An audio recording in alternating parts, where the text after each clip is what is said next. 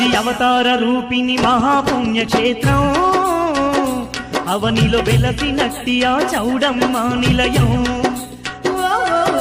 చౌడేశ్వరి మహాదేవి సన్నిధి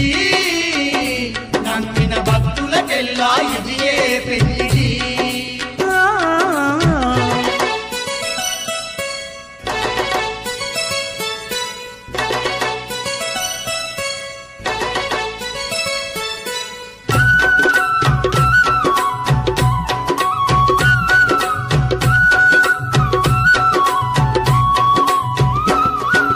అండపిండ బ్రహ్మాండమంతటా నిండి ఉన్నది ఆదిశక్తియే